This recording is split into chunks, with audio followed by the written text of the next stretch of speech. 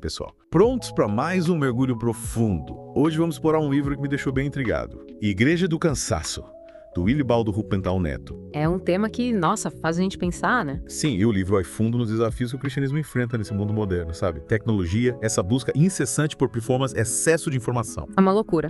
E o legal é que o Rupental não fica só na teoria, ele conecta essas ideias com coisas que a gente vive no dia a dia, sabe? A gente sente na pele essa pressão para ter sucesso, essa enxurrada de informações, essa dependência da tecnologia. Cansa só de pensar. E o autor argumenta que esse cansaço da sociedade acabou contaminando a igreja, criando o que ele chama de igreja do cansaço, com pastores e membros exaustos lutando contra a ansiedade e a depressão. E sabe o que eu acho interessante? Ele fala sobre como a positividade tóxica do você pode tudo acabou entrando no discurso religioso, sabe? É, como se tivesse que ser super crente o tempo todo. Exatamente. E isso gera uma culpa enorme, uma frustração quando a gente inevitavelmente tropeça. Porque ninguém é perfeito. E essa cobrança por positividade, que eles chamam de pregação da positividade, acaba meio que, sei lá, distorcendo a mensagem do evangelho, que é justamente sobre a necessidade da graça de Deus, do arrependimento, da compreensão de que a gente não consegue fazer tudo sozinho. É como se a gente estivesse buscando apoio na fé, mas ao mesmo tempo preso nessa busca incessante por resultados, como se a salvação dependesse só do nosso esforço. Complicado. Será que essa busca por uma imagem perfeita nas redes sociais, por exemplo, não reflete um pouco essa pressão para sermos super crentes o tempo todo? Totalmente. O livro fala sobre essa erosão do outro, sabe? A gente fica tão obcecado com a própria imagem, com os próprios sucessos, que esquece do próximo, da comunidade e, no fim das contas, de Deus. É como se, em vez de amarmos o próximo como a nós mesmos, a gente estivesse mais preocupado em amar nós mesmos acima de tudo. É isso aí. E essa erosão do outro se manifesta até na forma como a gente se confessa hoje em dia. É verdade. O livro fala sobre esses confessionais virtuais, onde as pessoas expõem seus sentimentos mais profundos online, buscando validação, em vez de buscarem o verdadeiro arrependimento, a cura. É como se a gente estivesse transferindo nossa relação com Deus para suctida e comentários, sabe? Buscando aprovação nas redes sociais em vez de buscar a sua presença. E ali fala também dessa quantificação dos membros, essa coisa de avaliar as igrejas pelo número de seguidores online, engajamento nas redes sociais, tamanho da audiência virtual. Pois é, essa busca por números acaba desumanizando as pessoas dentro da igreja, sabe? Transformando-as em meros dados. É como se a gente estivesse trocando conexões reais por números numa planilha, né? Meio triste isso. Total. E essa preocupação com a imagem, com o desempenho, será que não abre espaço para a idolatria política dentro da igreja? Essa é outra questão importante que ele levanta. Sem dúvida. O livro explora como ideologias políticas acabam se tornando a principal fonte de identidade e significado para muita gente, inclusive dentro da igreja. E as redes sociais, com seus algoritmos e desinformação, só amplificam essa polarização, né? Totalmente. As pessoas acabam priorizando suas filiações políticas em detrimento da fé, sabe? É como se a gente estivesse usando a fé para justificar nossas visões políticas em vez de buscar entender e aplicar os ensinamentos de Jesus à complexidade do mundo. E além da polarização, o livro também levanta uma questão bem perturbadora. Será que a gente está perdendo o nosso livre-arbítrio para os algoritmos? Essa é uma das questões mais instigantes que o livro nos deixa, com certeza. Empresas como o Google e Facebook, elas usam dados para prever e manipular nosso comportamento online, né? A gente fica se perguntando, será que a gente é realmente livre para escolher se nossas decisões são influenciadas por algoritmos? É de pirar a cabeça, né? E o que isso significa para nossa fé? Como ter uma relação genuína com Deus se nossos pensamentos e ações estão sendo sutilmente controlados por forças que a gente nem percebe? É muita coisa para digerir. Mas calma, gente, é só o começo do nosso mergulho.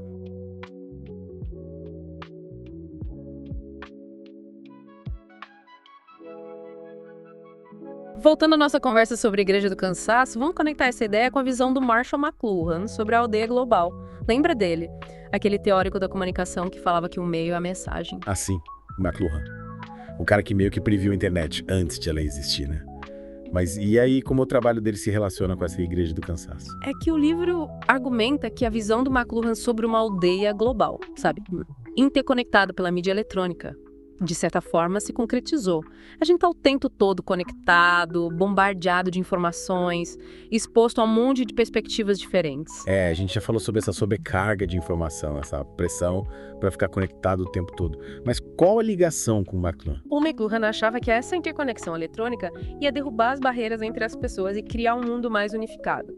Mas o Igreja do Cansaço meio que sugere que isso não rolou exatamente como ele previu.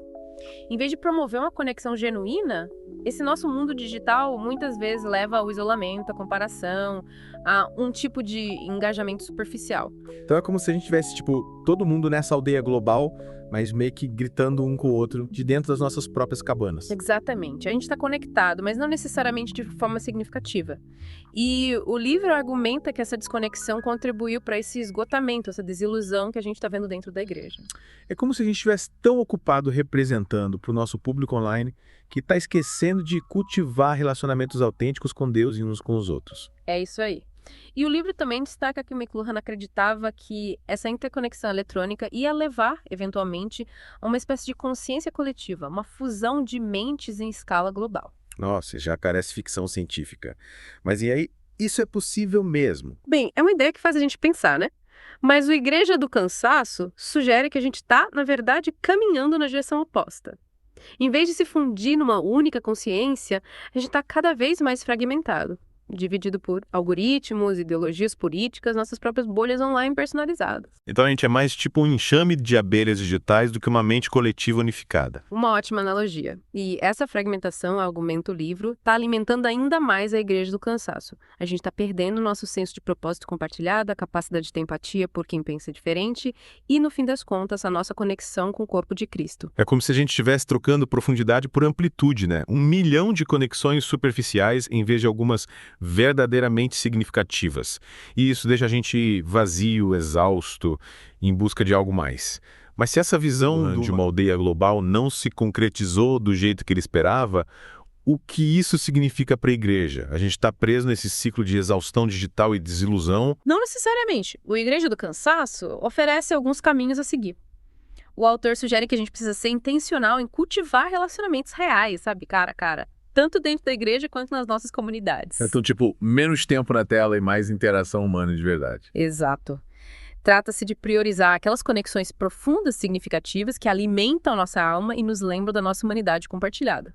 Faz sentido. É. Mas é difícil resistir à atração do mundo digital, né? É tão fácil ser sugado pela rolagem infinita das redes sociais, pelo fluxo constante de notícias e informações. Sem dúvida, é uma batalha constante. Mas o livro também enfatiza a importância de criar espaço para o silêncio, para a solidão, para a reflexão. Então, tipo, largar o celular e passar um tempo sozinho com nossos pensamentos. Isso aí. É nesses momentos de quietude que a gente consegue se conectar com Deus de verdade, ouvir os sussurros do Espírito Santo e discernir qual caminho seguir. Imagina. Em vez de ficar rolando o feed infinito das redes sociais, você está presente no momento, em contato com a natureza, ou simplesmente apreciando a quietude do seu lar. Nossa, parece incrivelmente desafiador esse nosso mundo sempre ligado, hiperconectado. Mas também consigo ver como seria incrivelmente restaurador. É sim. Trata-se de criar espaço para nossa alma respirar, se reconectar com o nosso verdadeiro eu, com Deus.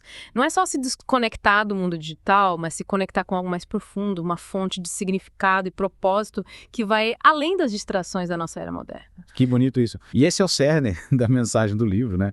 Um chamado para a gente redescobrir a verdadeira essência do cristianismo, ir além da performance, da superficialidade e se reconectar com o poder profundo e transformador da fé. E para fazer isso, a gente está consciente de como a gente está permitindo que a tecnologia molde as nossas vidas, as nossas crenças, os nossos relacionamentos. Exatamente. É usar a tecnologia com sabedoria intencionalmente, como uma ferramenta para conexão, para o crescimento, e não como uma fonte de distração e divisão. É muita coisa para pensar, mas também incrivelmente empoderador. A gente tem o poder de escolher como interagir com a tecnologia, como cultivar nossa fé, como construir relacionamentos significativos.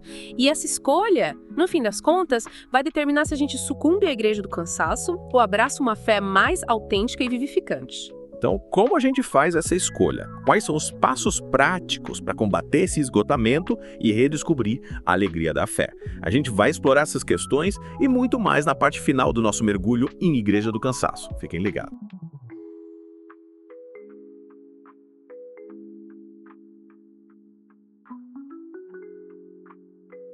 Chegamos na parte final do nosso mergulho. A gente já explorou bastante a Igreja do Cansaço, o impacto da tecnologia, os desafios de viver num mundo obcecado por performance e imagem. E agora? O que a gente faz. Agora eu quero saber das soluções. O livro Igreja do Cansaço pinta um quadro meio desanimador, então tô curioso para saber como a gente combate esse esgotamento, como redescobrir uma fé mais autêntica. Uma coisa importante que o livro nos lembra é que o antídoto para esse cansaço não é um novo programa, uma nova estratégia, mas sim voltar para os valores centrais do cristianismo, sabe? Humildade, serviço, foco na graça de Deus. Então, é menos sobre fazer e mais sobre ser. É isso aí, mudar o foco, sabe? Sair das conquistas externas e buscar a transformação interna, cultivar um relacionamento profundo e duradouro com Deus, que vai se traduzir em amor e serviços genuínos aos outros. Faz sentido. Mas, na prática, como a gente faz isso? O livro sugere que a gente comece criando espaço para o silêncio, para a solidão, para a reflexão, momentos de quietude, onde a gente se desconecta do barulho do mundo e se reconecta com Deus. Desligar o celular e reservar um tempo para oração, meditação. Exatamente. Ser intencional em criar esses espaços sagrados onde a gente consegue ouvir a voz de Deus, sabe? Os sussurros do Espírito Santo para discernir a vontade dele para nossa vida, imagina só. Em vez de ficar rolando o feed infinito das redes sociais, estar presente no momento, conectado com a natureza, ou simplesmente apreciando a quietude da sua casa. É mais fácil falar do que fazer, né? Mas quando a gente é bombardeado de notificações, mensagens, às vezes me sinto refém do meu celular. Sem dúvida, é um desafio e tanto. Mas o livro também incentiva a gente a repensar nossa relação com a tecnologia. A gente está usando ela para se conectar com as pessoas de forma significativa ou a gente está deixando ela controlar nosso tempo, nossa atenção, até nossos pensamentos? Será que a gente está presente de verdade nas conversas com amigos e familiares ou a gente está distraído com as notificações do celular? É verdade. É tão fácil ser sugado por essa rolagem infinita das redes sociais, pelo fluxo constante de notícias e informações. E isso pode ser muito cansativo. Por isso o livro sugere que a gente estabeleça limites, sabe? Limitar o tempo que a gente passa na frente da tela, ser mais seletivo com o conteúdo que a gente consome, priorizar o contato presencial sempre que possível. Então não é abandonar a tecnologia completamente, mas usá-la de um jeito que faça bem pra gente, que contribua para o nosso crescimento espiritual. Buscar um equilíbrio, usar a tecnologia como ferramenta e não como fuga da realidade. Exatamente. A tecnologia pode ser uma ferramenta poderosa para conexão, aprendizado, mas é importante usar com sabedoria, com intenção. E, além disso, o livro também fala da importância da comunidade, de encontrar nosso lugar dentro do corpo de Cristo, sabe? E aí a gente volta para aquela ideia da erosão do outro, que a gente discutiu lá no início, e a gente está tão focado em si mesmo, como se conectar com a comunidade de forma genuína. A gente precisa lembrar que não fomos feitos para viver a fé isoladamente. A gente precisa do apoio, do encorajamento, da responsabilidade de outros que estão trilhando o mesmo caminho. Participar de um grupo na igreja, um estudo bíblico ou até um simples café com amigos da comunidade fortalece esses laços. Então, encontrar uma comunidade religiosa onde a gente possa se conectar com outros crentes, compartilhar nossas lutas, crescer juntos na fé. Exatamente. Nesses relacionamentos autênticos que a gente descobre o verdadeiro significado da comunhão cristã, a alegria de compartilhar a vida com pessoas que nos entendem, que nos apoiam. E é importante lembrar, essa comunidade não se limita às pessoas que pensam exatamente como a gente. O livro alenta para o perigo da idolatria política, quando as ideologias políticas se tornam mais importantes que a própria fé. Como evitar essa armadilha? Como construir pontes com quem tem visões políticas diferentes? O livro sugere que a gente aborde as discussões políticas com humildade, com graça, com disposição para ouvir e aprender com quem pensa diferente.